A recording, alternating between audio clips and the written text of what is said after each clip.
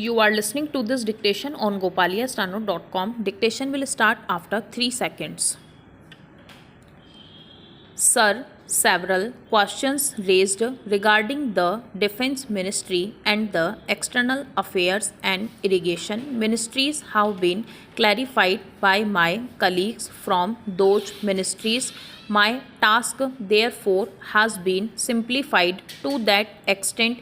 Before I address the financial and economic questions raised by Honorable members, I should like to clarify one or two points that are more administrative than economic or financial. One of them was raised by my honorable friend. He raised the question about the recruitment through the assistant superintendent's departmental competitive examination, particularly about the examination held in 1960.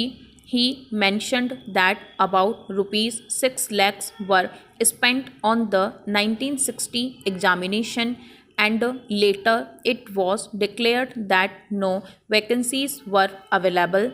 He therefore suggested that a definite procedure should be established and the examination should be held according to the vacancies declared in advance, and that all persons who have qualified in that examination should be eligible for promotion or appointment.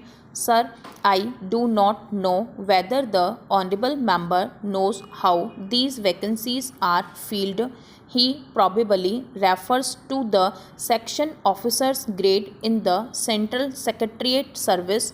This is filled 50% by direct recruitment, 25% by departmental competitive examination open to the assistants, that is the next lower grade, and the remaining 25% by promotion of the assistants on the basis of seniority subject to fitness. The examination, therefore, that he was referring to was a departmental competitive examination for filling 25% of the vacancies.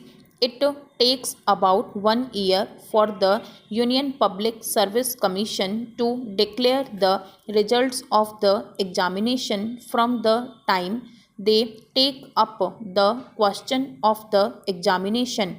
It is not therefore possible to declare the number of vacancies to be filled in from the very beginning. To declare them just when the results are out is more realistic, and that is what is done. Sir, if the examination is treated as a qualifying examination, the number of persons who will thus become eligible for appointment will be quite unrelated to the number of vacancies to be filled, and then the very situation that the honorable member wishes to avoid would arise. It would not then be possible to hold any of the examinations at regular intervals, and promotions against this quota would become very fitful.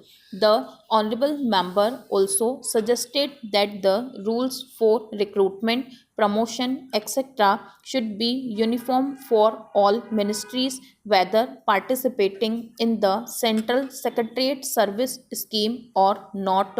It must be, and this is so, except for the Ministry of External Affairs and the Railways. These have different rules, but these rules are very similar, and there is not much difference, but because these persons are recruited for different purposes and by different agencies, they are separate. Therefore, his purpose in saying that there should be uniformity is almost carried out. The only difference is that the Ministry of Home Affairs does not control the services in these two ministries. Then, sir, questions were raised about backward areas and the backward states and also about the city of Calcutta. If the budget is properly scrutinized, it would be found that assistance is provided for the states, particularly the backward states, and the Finance Commission, which assesses the overall requirements of the states, takes this into consideration and makes it recommendations which are carried out every time the Finance Commission's recommendations are received, and they are received periodically according to the Constitution. Sir, I would like to give the total amount paid to the states on this account. The main objective of planning is to create conditions in which living standards are raised to a sufficiently reasonable level and all citizens are given full and equal opportunity for growth and service. The plans seeks to provide a balance emphasis on an increase in production and employment.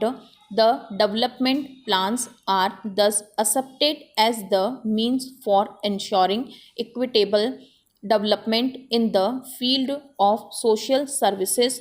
There is no reason to suppose that the needs of the less fortunate or prosperous states are being neglected, but it would not be proper to expect that all these differences could be wiped out immediately. It must be seen whether we are going towards that very end or not. We are deliberately going towards that end, and we hope and trust that in the course of time these inequalities would be wiped out, if not completely wiped out, at any rate they would be lessened.